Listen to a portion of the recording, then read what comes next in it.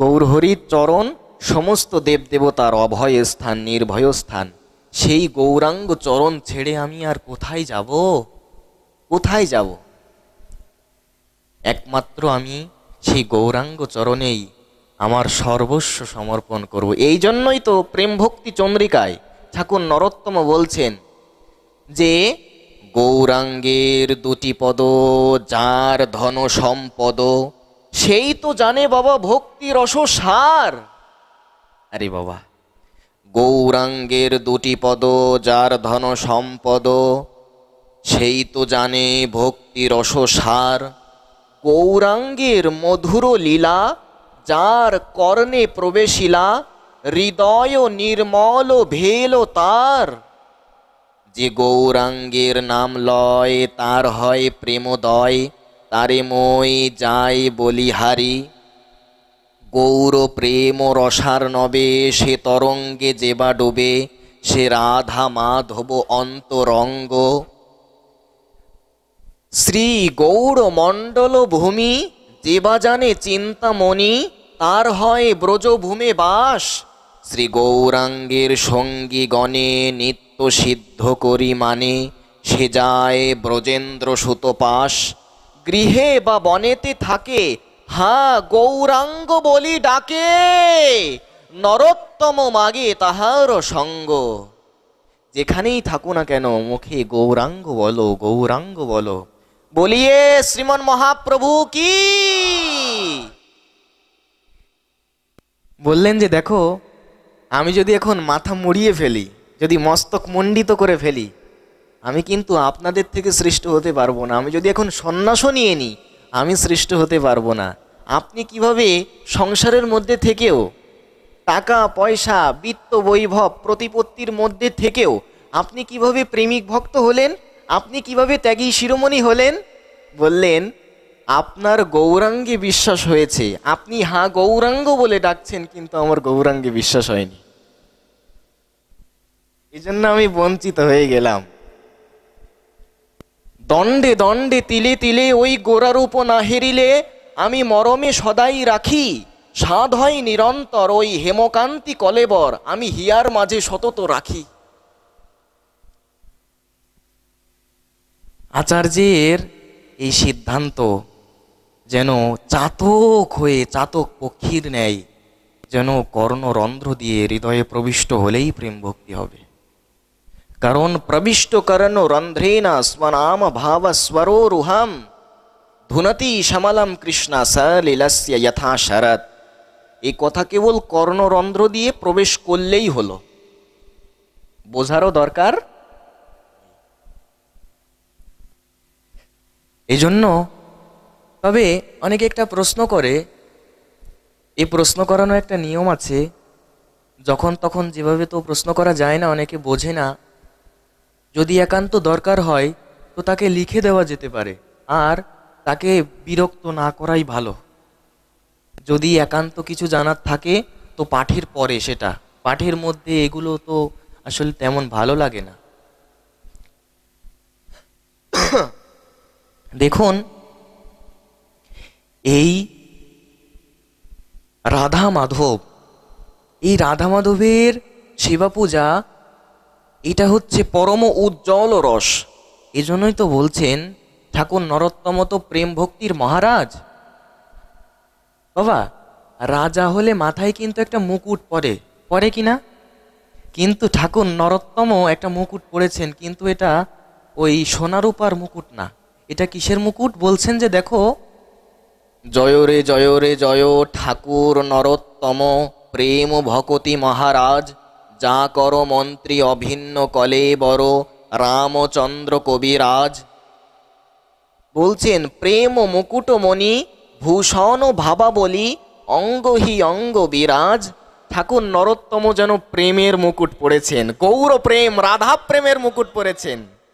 রাধার, এই রাধারানীর প্রেমের মুকুট পড়েছেন উনি। আজ সেই ঠাকুর নরোত্তম বলছেন একমাত্র সেই তো ভক্তির সার জানে যে মহাপ্রভুর চরণকে আশ্রয় করেছে। এই যে আমরা বাংলাদেশে অবস্থান করছি, ঠাকুর নরোত্তম এই বাংলাদেশকে বলেছেন শ্রী গৌড়মণ্ডল। ঠাকুর নরোত্তম এই বাংলাদেশকে বলছেন গৌড়মণ্ডল ভূমি। এই গৌড়মণ্ডল ভূমির কৃপা যদি না হয় তো ব্রজ বৃন্দাবনে কখনো যাওয়া সম্ভব নয়। আর যদি এই দেখুন উনি সিদ্ধান্তে কি বলছেন যে শ্রী গৌড়মণ্ডল ভূমি যে বা জানে চিন্তামণি চৈতন্য চরণ চিন্তামণিরও বিচরণ ভূমি চৈতন্য চরণ বিচম্বিত ভূমি। এই গৌড়মণ্ডলকে যে অভিন্ন ব্রজমণ্ডল জ্ঞান করতে পারল না, যে নবদ্বীপের মধ্যে বৃন্দাবনকে দেখতে পেল না, যে গঙ্গার মধ্যে যমুনাকে দর্শন করতে পারল না, তার তো বাবা কৃপা থেকে বঞ্চিত হওয়া ছাড়া অন্য কোনো রাস্তা খোলা নেই। কারণ যদি গৌরাঙ্গের মধ্যে আমি যুগল কিশোরকে না দেখতে পাই, শ্রীমন মহাপ্রভুর মধ্যে যদি রাধা মাধবকে না দেখতে পাই, অথচ রামানন্দ রায় দেখলেন তোমার সম্মুখে দেখি কাঞ্চন পাঞ্চালিকা, তার অঙ্গ জ্যোতিতে তোমার সর্ব অঙ্গ ঢাকা, তাহাতে প্রকট দেখি সবংশী বদন, নানাভাবে চঞ্চল তাহে কমল নয়ন। কে তুমি? মহাপ্রভুকে তিনি চিনতে পারলেন। মহাপ্রভুর মধ্যে রামানন্দ রায় রাধা মাধবকে দেখছেন। ঠিক তেমনই এইভাবেই আমাদের দেখতে হবে, মহাপ্রভুর মধ্যে যেন রাধা মাধবকে দেখতে পাই। নবদ্বীপে যেন আমরা গৌড়মণ্ডল, এই গৌড়মণ্ডলকে যেন আমরা ভিন্ন দৃষ্টি না করি। অভিন্ন ব্রজমণ্ডল, নবদ্বীপ অভিন্ন ব্রজমণ্ডল। গৌড়মণ্ডলের কৃপায় আমরা ব্রজমণ্ডলে যেতে পারবো। যদি মনে করি বাংলাদেশকে বুড়ো আঙুল দেখিয়ে দেব, বাবা হবে না কিন্তু। এই জন্য উনি জানিয়ে দিয়েছেন শ্রী গৌড়মণ্ডল ভূমি যেবা জানে চিন্তামণি। সাধারণ কোনো দেশ নয় এটা, বললেন চিন্তামণি। চিন্তামণি এত মূল্যবান একটা জিনিস, যার কাছে যা চাওয়া হয় সেটাই পাওয়া যায়। এমন এমন চিন্তামণি আমরা এই শ্রী গৌড়মণ্ডলে অবস্থান করছি। বলছেন যে দেখো রাধা মাধবের সব থেকে প্রিয় কে? উনি বলছেন ঠাকুর নরোত্তম, গৌর প্রেম রসার নবে, সে তরঙ্গে যেবা ডুবে, সে রাধা মাধব অন্তরঙ্গ। একমাত্র গৌরাঙ্গের প্রেমে, গৌরাঙ্গের ভাব ও সীমায় মহাপ্রভুর চরণকে যারা নিষ্কপটে অকৈতবে আশ্রয় করতে পেরেছেন, তারাই হচ্ছে রাধা মাধবের সর্বাধিক প্রিয়। এই কথাটাই শ্রী শ্রী চৈতন্য চন্দ্রামৃতমে আচার্য বলছেন অষ্টম প্রবাহের 88 নম্বর শ্লোকে।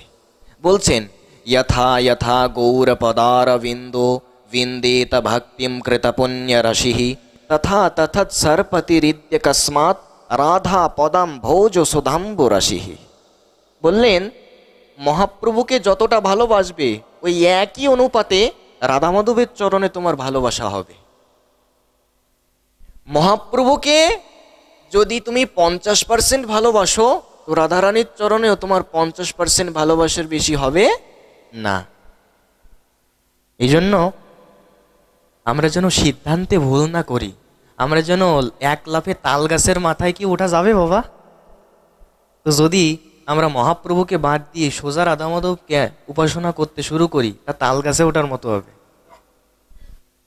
এই জন্য আমাদের আরাধনা মহাপ্রভুকে আগে, নিত্যানন্দকে আগে, অদ্বৈতকে আগে, তাদেরকে বাদ দিয়ে নয়। এই যে দেখুন মহাপ্রভুকে আমাদের নয়নগোচর কে করালেন? সীতানাথই তো, সেই অদ্বৈত প্রভু, সাক্ষাৎ সদাশিব আর মহাবিষ্ণু। বাবা চিন্তা করুন, সাক্ষাৎ সদাশিব, তিনি যদি চিৎকার না করতেন, তিনি যদি হুঙ্কার না করতেন, হয়তো গৌরাঙ্গকে আমরা পেতামই না। চৈতন্য ভাগবতে বেশাবতার এই সিদ্ধান্তই দিয়েছেন। বলছেন নিরবধি তুলসী মঞ্জরীর সহিত গঙ্গা জলে নিরবধি সেবে কৃষ্ণ মহাকুতূহলে, হুঙ্কার করয়ে কৃষ্ণ আবেশের তেজে, সে ধ্বনি ব্রহ্মাণ্ড ভেদি বৈকুণ্ঠেতে বাজে। বাপরে বাপ! সাক্ষাৎ অদ্বৈত গোসাই, সাক্ষাৎ সদাশিব মহাবিষ্ণু, তিনি যদি হুঙ্কার না করতেন, বৈকুণ্ঠ যদি কেঁপে না উঠত, যদি বৈকুণ্ঠে এই হুঙ্কার নিনাদিত না হতো, মহাপ্রভুকে এত সহসা পেতাম কি আমরা? না। হেন প্রেম হুঙ্কার শুনিয়া কৃষ্ণনাথ, ভক্তি বশে আপনেই হইলা সাক্ষাৎ। এই প্রেমের হুঙ্কার শুনেই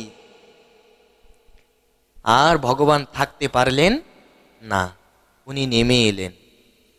এই যে আজ আমরা যেই বৈষ্ণবকে দেখছি, দেখুন এই বৈষ্ণবকে দেখার জন্য ব্রহ্মাও আশা করে থাকে। তার নাম বললাম মা, ব্রহ্মা। তাহলে চিন্তা করুন, সাক্ষাৎ ব্রহ্মা বৈষ্ণব দেখার জন্য আশা করে থাকে, কিন্তু আমার তো বৈষ্ণব দর্শনের ইচ্ছা হলো না। দেখুন এই কথাটা চৈতন্য ভাগবতে ব্যাসাবতার লিখেছেন। বলছেন যে দেখো, দেখিয়া জীবের দুঃখ না পারো সহিতে, আমা আনিলে তুমি সব জীব উদ্ধারিতে। বলছেন আমা আনিলে তুমি সব জীব উদ্ধারিতে, সুতিয়া আছিন মই ক্ষীর সাগর ভিতরে, মোর নিদ্রা ভঙ্গ হইল তোমার হুঙ্কারে। চতুর্দিকে দেখো যতহ মোর গণ, সবার জন্ম হইল তোমারও কারণ, যে বৈষ্ণব দেখিতে ব্রহ্মাদি ভাবে মনে। দেখুন শব্দটা লক্ষ্য করুন, যে বৈষ্ণব দেখিতে ব্রহ্মাদি ভাবে মনে, তোমা হইতে তাহা দেখিবে সর্বজনে। চৈতন্য ভাগবত। আজ অদ্বৈত গোসাই, অদ্বৈত চন্দ্র, শান্তিপুর পুরন্দর, সীতানাথ, তিনি তো আমাদের গৌরাঙ্গকে নয়নগোচর করালেন। তাকে বাদ দিয়ে আমরা এক পাও এগোতে পারবো না। আমাদের ভজনটা আনুগত্যের, আমরা লাফিয়ে কিছু করতে পারবো না।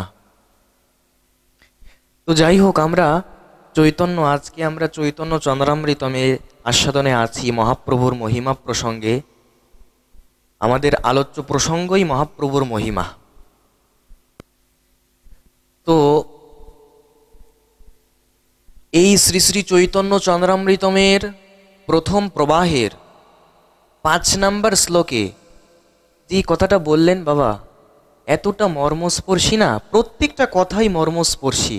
শুধু আমাকে নিতে হবে, কথাগুলো গ্রহণ করতে হবে।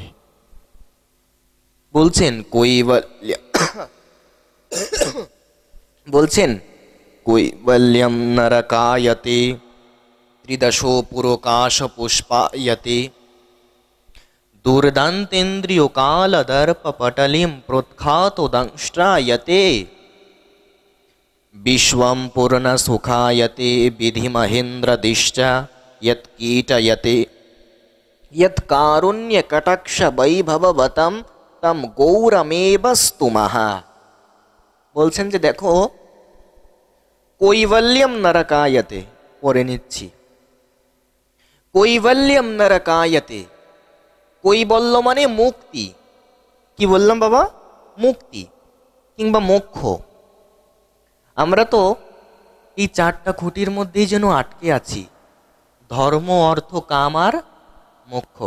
ওই যে শ্মশানের 4টা খুঁটি, এই 4টাকে নির্দেশ করা হয়। কিন্তু এর বাইরেও যে আর একটা খুঁটি আছে, আমরা সহসা ওইটার সন্ধান পাই না, যতদিন না পর্যন্ত শাস্ত্র গ্রন্থের কৃপা না হচ্ছে, সাধুগুরু বৈষ্ণবের কৃপা না হলে ওই পঞ্চম খুঁটির সন্ধান কোনো দিন পাওয়া যাবে না।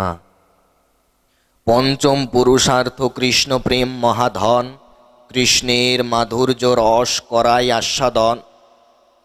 প্রেমা হইতে হয় কৃষ্ণ নিজ ভক্ত বশ, প্রেমা হইতে পায় কৃষ্ণের সেবা সুখ রস। কৃষ্ণ দাস অভিমানে যে আনন্দ সিন্ধু, কোটি ব্রহ্মানন্দ নহে যার এক বিন্দু।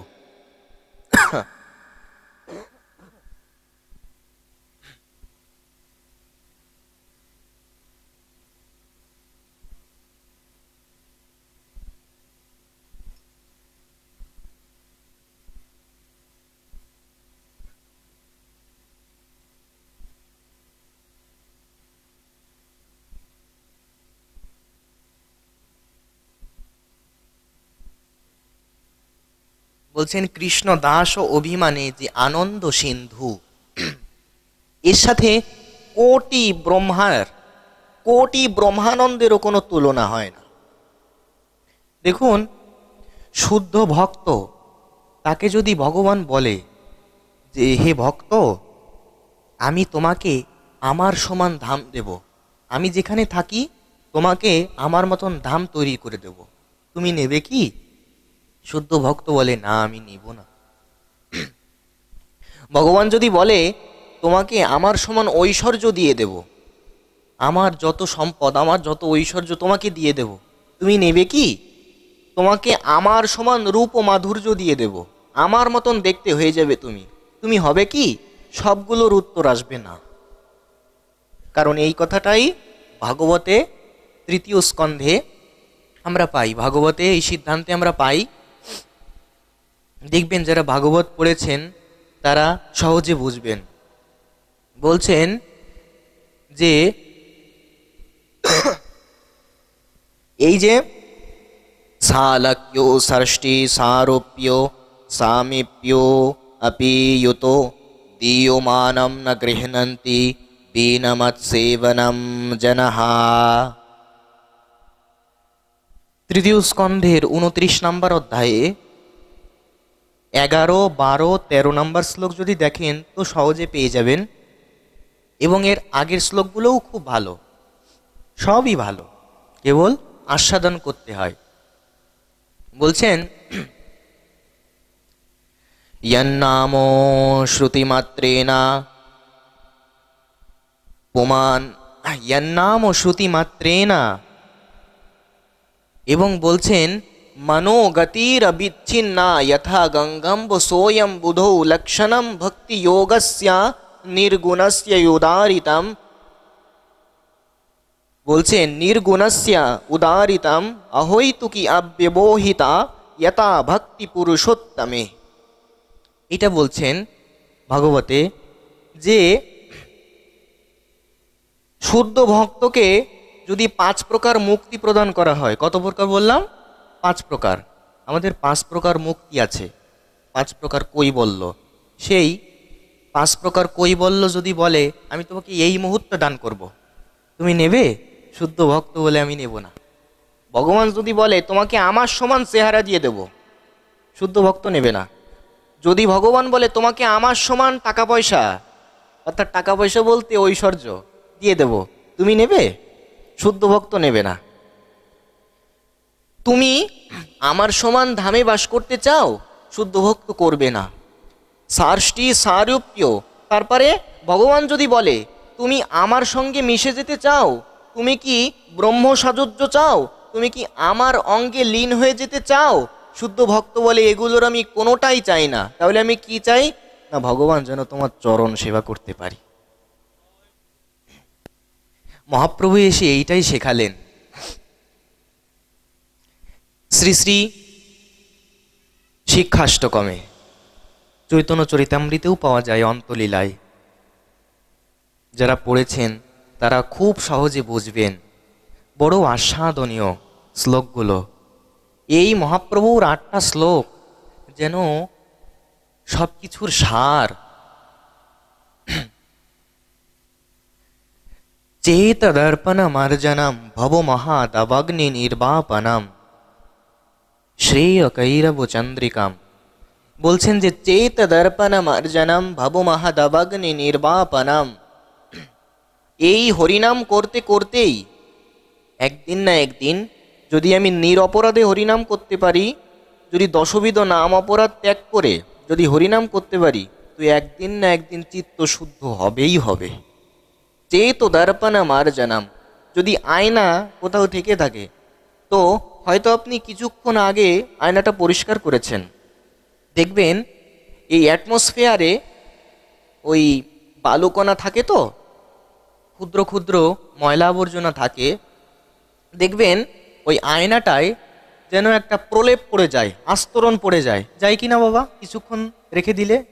ঠিক তেমনই ভজন না করতে করতে, হরিনাম না করতে করতে, সাধুসঙ্গ না করতে করতে, হরিকথা না শুনতে শুনতে চিত্তে ওরকম ময়লার আস্তরণ পড়ে গেছে।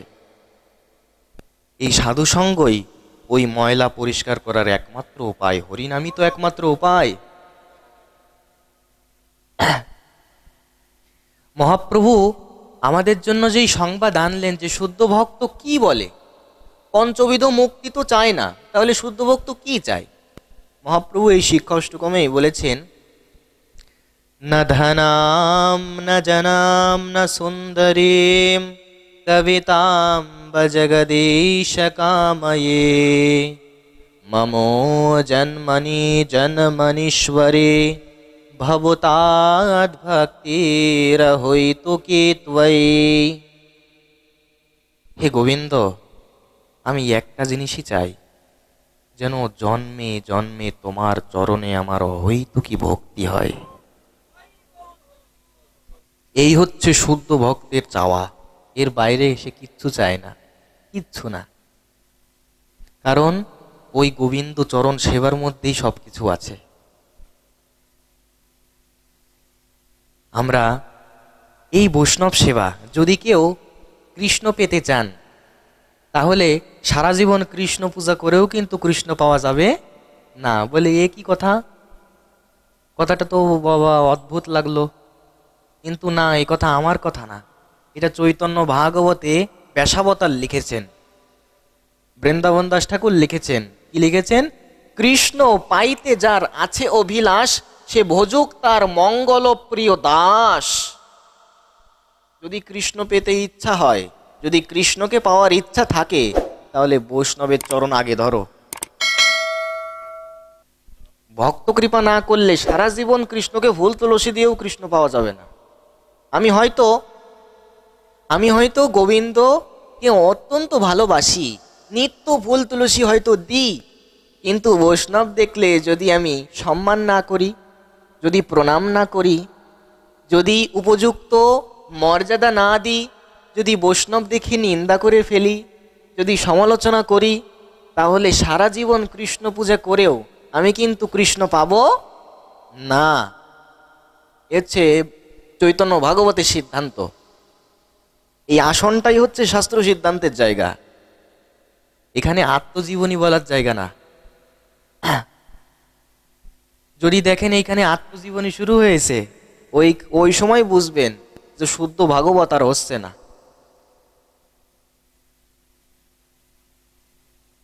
যদি 1 ঘন্টা ভাগবত পাঠ হয়, 1 ঘন্টা শাস্ত্র থেকে আলোচনা হবে, নিজের ব্যক্তিগত কথা বলার জায়গা না তো এটা। 1 ঘন্টায় আচার্যের সিদ্ধান্ত হবে। এই জন্য বলছেন যে কৈবল্যম নরকায়তে, সাক্ষাৎ শুদ্ধ ভক্তের কাছে এই পঞ্চবিধ মুক্তি নরকের মতো মনে হয়, নরক। কৈবল্যম নরকায়তে ত্রিদশো পুরকাশ পুষ্পায়তে, স্বর্গ শুদ্ধ ভক্তের কাছে অলিক আকাশ কুসুমের মতো। শুদ্ধ ভক্ত কখনো কিন্তু স্বর্গে যেতে চায় না, আমাদের যাওয়াও উচিত নয়। কারণ যারা বুদ্ধিমান তারা জানে যে আমার পুণ্য ক্ষয় হয়ে গেলে ওই স্বর্গ থেকেও আমাকে ফিরে আসতে হবে। তাদের ওই গীতার ওই শ্লোকটা মুখস্থ আছে, ক্ষীণে পুণ্যে মার্ত্যে লোকম বিশান্তি, নবম অধ্যায় গীতা। ওই শ্লোকটা তারা জানে, স্বর্গে গেলেও আমাকে ফিরে আসতে হবে। তাহলে যেখানে গেলে আমাকে ফিরে আসতে হবে, আমি সেখানে যাব কেন? আমার তো যেতে হবে গোলক বৃন্দাবনে, ভগবত ধামে যেতে হবে। আমার তো যেতে হবে সেই ভগবান যেখানে অবস্থান করছেন। দেখুন, শ্রী শ্রী ব্রহ্ম সংহিতা এই ব্রহ্মসংহিতা সাক্ষাৎ ব্রহ্মার প্রণীত, সাক্ষাৎ ব্রহ্মা এগুলো আমাদের জানিয়েছেন। সেই ব্রহ্মসংহিতায় পঞ্চম অধ্যায়ে বড় অপূর্ব সিদ্ধান্তে জানিয়েছেন, চিন্তামণি প্রকরস সদ্মসু কল্প বৃক্ষ লক্ষবৃতেষু সুরভিরবিপালয়ন্তম লক্ষ্মী সহস্রশতো সম্ভ্রম সেব্যমানম গোবিন্দমাদি পুরুষম তমহম ভজামি। শুধু তাই নয় বাবা, এই গোবিন্দের এই আমাদের ঈশ্বর তত্ত্ব নিয়ে আমাদের এখনো যেন আমরা পরিষ্কার নই।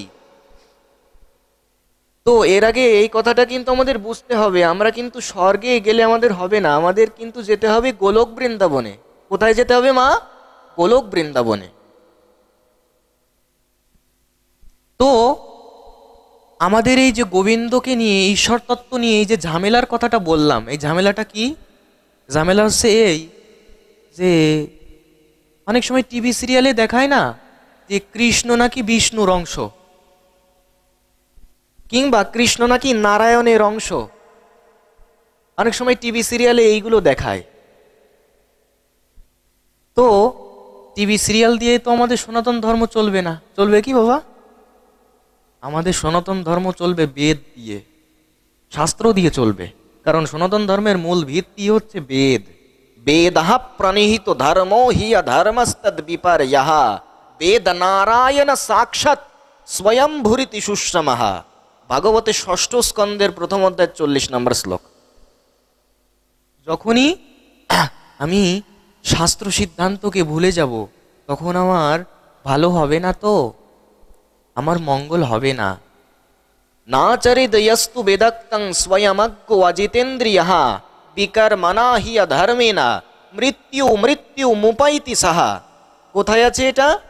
ভাগবতের একাদশ স্কন্ধ অধ্যায় নাম্বার 3 শ্লোক নাম্বার 45। যখনই আমরা শাস্ত্র মানব না, তখন আমাদের খুব অমঙ্গল হবে। তো দেখুন এই সিদ্ধান্তটা কি হবে, যে কৃষ্ণ কি বিষ্ণুর অংশ, নাকি কৃষ্ণ কি নারায়ণের অংশ, নাকি এই তত্ত্বগুলো কি, একটু পরিষ্কার তো হওয়া দরকার। দেখুন এর আগে ভাগবতের একটা জায়গায় বলা হচ্ছে যে এই কৃষ্ণকে দেখে মনে হচ্ছে কৃষ্ণ যেন নারায়ণের অংশ। কৃষ্ণ আর বলরামকে দেখে যেন মনে হচ্ছে এরা যেন নারায়ণের অংশ। কিন্তু বাবা এটা কিন্তু কেবল ধারণা মাত্র। কি বললাম? ধারণা মাত্র। এটা কিন্তু ভাগবতের সিদ্ধান্ত নয়। ভাগবতের সিদ্ধান্ত, ভাগবতের যেটা পরিভাষা, সেটা ভাগবতের প্রথম স্কন্ধের অধ্যায় নাম্বার 3 তার 28 নম্বর শ্লোকে ভাগবতের সিদ্ধান্ত লেখা আছে। সেই সিদ্ধান্ত কি বলছেন? এতে চাংশো কলা পুংসো কৃষ্ণস্তু ভগবান স্বয়ং ইন্দ্রারি ব্যাকুলম লোকম মৃড়য়ন্তি যুগে যুগে। এই হচ্ছে সিদ্ধান্ত ভাগবতের। ওইটা ধারণা, আমি বুঝতে পারিনি, এই জন্য কৃষ্ণকে নারায়ণের অংশ বানিয়ে দিয়েছি, ওইটা ধারণা। কিন্তু ভাগবত এখানে সিদ্ধান্ত কি দিচ্ছে? সিদ্ধান্ত হচ্ছে এই যে অবতারাহা কি অসংখ্যায়াহ, কৃষ্ণের অসংখ্য অবতার আছে। এবং এই যে নারায়ণ বলো, বিষ্ণু বলো, ত্রয়ী বিষ্ণু বলো, কারণ অর্ণবসায়ী মহাবিষ্ণু বলো, গর্ভদোকসায়ী মহাবিষ্ণু বলো, ক্ষীরোদোকসায়ী মহাবিষ্ণু বলো, দশাবতার বলো, মৎস্যাবতার, কুর্মাবতার, বামনাবতার, যত অবতার বলো না কেন, সমস্ত অবতার হচ্ছে কৃষ্ণের অংশ। কৃষ্ণ কারোর অংশ না। এই হচ্ছে ভাগবতের পরিভাষা। কৃষ্ণেরই প্রকাশ, বিলাস মূর্তি হচ্ছে নারায়ণ। একমাত্র ভগবান শ্রীকৃষ্ণ ইনি। দেখুন আমরা যে দেব দেবতাকেই প্রণাম করি না কেন, নারায়ণকে প্রণাম করি, ভগবান শিবকে প্রণাম করি, মা কালীকে প্রণাম করি, যাকে প্রণাম করি না কেন, সমস্ত প্রণাম কিন্তু মূল সেই কৃষ্ণের চরণে পৌঁছে যাচ্ছে। দেখুন এই সিদ্ধান্ত কোন জায়গায় লেখা আছে? পাণ্ডব গীতা। আমাদের শ্রীমদ্ ভগবত গীতা বলে আমরা একটা গীতার নাম মাত্র জানি, কিন্তু আমাদের গীতা কিন্তু অনেকগুলো বাবা।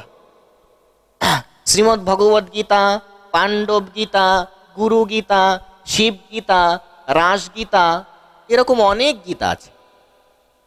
তার মধ্যে একটা হচ্ছে পাণ্ডব গীতা। সেই পাণ্ডব গীতা সিদ্ধান্তে বলা হচ্ছে আকাশাৎ পতিতম তোয়ম যথা গচ্ছন্তি সাগরম। বলছেন সর্বদেব নমস্কার কেশবম প্রতি গচ্ছতি।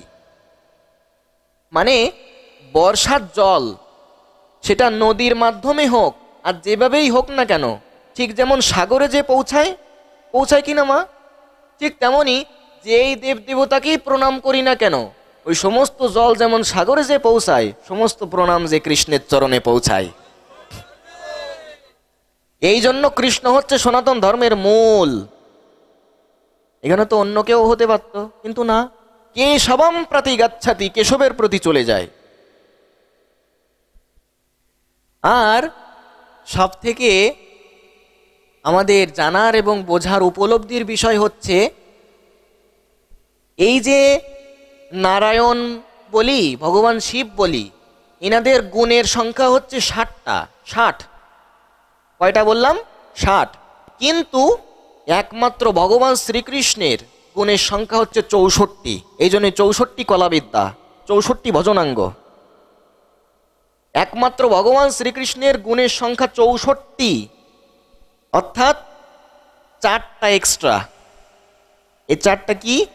বেণু মাধুরী, রূপ মাধুরী, প্রেম মাধুরী আর লীলা মাধুরী। মনে রাখতে হবে কিন্তু এটা, যে কৃষ্ণ কেন আমাদের মূল হবে, কৃষ্ণ কেন একমাত্র ঈশ্বর হবে, কৃষ্ণ কেন পরম ব্রহ্ম হবে। এ কারণেই যে 4টা এক্সট্রা গুণ তার মধ্যে বিদ্যমান, এক্সিস্ট। সেটা হচ্ছে বেণু মাধুরী, মনে রাখতে হবে, রূপ মাধুরী, লীলা মাধুরী। তাহলে বেণু মাধুরী, লীলা মাধুরী, প্রেম মাধুরী আর লীলা মাধুরী, এই 4টা গুণ এক্সট্রা। এই জন্য গোবিন্দ আমাদের একমাত্র ঈশ্বর। দেখুন, আমরা এই ঈশ্বর তত্ত্বে, আরাধ্য তত্ত্বে ভুল করলে বাবা বড় ক্ষতি হয়ে যাবে। হয়তো অনেক পূজা করি, কিন্তু যদি ঈশ্বর তত্ত্বই না বুঝি তাহলে কি হলো? অনেকে মানে এইখানে সমস্যা হয়ে যায়। তবে ভাগবত সমস্ত সিদ্ধান্ত আমাদের সহজভাবে বুঝিয়ে দিয়েছেন। আমাদের যত সমস্যা আছে ভাগবত অতীব সহজে বুঝিয়ে দিয়েছেন। ভাগবত বলছেন যে দেখো, তো তার আগে একটা কথা বলি, এই যে যারা বলে বেড়ায় যে অনেক সময় বৈষ্ণবরা দাবি করে বসে যে যদি কৃষ্ণ পূজা করা হয় তাহলে সমস্ত দেবদেবতার পূজা করা হয়। অনেকে তর্ক করে এই কথাটা নিয়ে, যে বৈষ্ণবরা তো অনেক জোরে জোরে চিৎকার করে এই কথা বলে দেয় যে যদি গোবিন্দের পূজা করো তাহলে সমস্ত দেবদেবতা খুশি হয়ে যাবে, সমস্ত দেবদেবতা সন্তুষ্ট হয়ে যাবে, সমস্ত দেবদেবতার পূজা করা হয়ে যাবে। কিন্তু এই কথাটা কি কোনো শাস্ত্রে আছে? কোনো শাস্ত্র সিদ্ধান্তে পাওয়া যায় কি এটা? ভাগবতে এটা স্পষ্ট লেখা আছে। যারা এই সিদ্ধান্ত দেয় যে গোবিন্দ পূজা করলে সমস্ত দেবদেবতা খুশি হয়ে যায়, এটা তাদের বানানো কোনো সিদ্ধান্ত না, এটা ভাগবতের সিদ্ধান্ত। ভাগবতের কোথায় আছে? চতুর্থ স্কন্ধ। চতুর্থ স্কন্ধের কত নাম্বার অধ্যায়? 31 নাম্বার অধ্যায়। কত নাম্বার শ্লোক? 14 নাম্বার শ্লোক। সেইখানে এই কথাটা স্পষ্ট রূপে আছে। কি আছে? यथा तरोर्मूलनिषेचनेन तृप्यन्ति तत् स्कन्दभोजोपशाखा प्राणो अपहारत् तथैव यथेन्द्रियाणां सर्वहरणम् अच्युतेज्या। তবে অনেকে আবার এই কথাটা বলে বসে যে আমি পূজা করছি গোবিন্দের আর তুষ্ট হয়ে যাবে দেবদেবতা। বাবা, এটা কেমন যুক্তি? আমি আমি পূজা করছি গোবিন্দের আর দেবদেবতা কিভাবে সন্তুষ্ট হবে? দৃষ্টান্ত দিয়েছেন ভাগবত যে দেখো, তুমি যদি গাছের গোড়ায় জল সিঞ্চন করো, তোমার চোখে কিংবা কানের ভেতরে খাবার দেওয়া লাগে কি বাবা? মা কথা বলুন একটু, লাগে কি? তুমি যদি তোমার উদরে খাবার দাও, তুমি যদি তোমার উদরে খাবার দাও, তাহলে তোমার চোখে কিংবা কানে খাবার দেওয়ার প্রয়োজন হয় না। তুমি যদি গাছের গোড়ায় জল সিঞ্চন করো, তাহলে ডালপালায় জল দেওয়ার প্রয়োজন হয় না। ঠিক তেমনি কেউ যদি রাধা কৃষ্ণের পূজা করে, কেউ যদি পঞ্চতত্ত্ব ভগবানকে সঙ্গে নিয়ে কেউ যদি রাধা মাধবের সেবা পূজা করে, তাদের সমস্ত দেবদেবতার পূজা করা হয়ে যায়। এটা ভাগবতের সিদ্ধান্ত, এটা বানানো নয়। এই জন্য আমরা রাধা মাধবকে বাদ দিলে আমরা বড় ভুল করব। যদি পঞ্চদত্ত ভগবানকে ভুলে যাই, আমরা বড় অকৃতজ্ঞ হয়ে যাব। শ্রী রাধা মাধব যুগল উজ্জ্বল রস, পরমানন্দ সুখ সার। রাধা মাধব, আমরা রাধা মাধবকে যেন জীবনাধিক প্রিয় করতে পারি।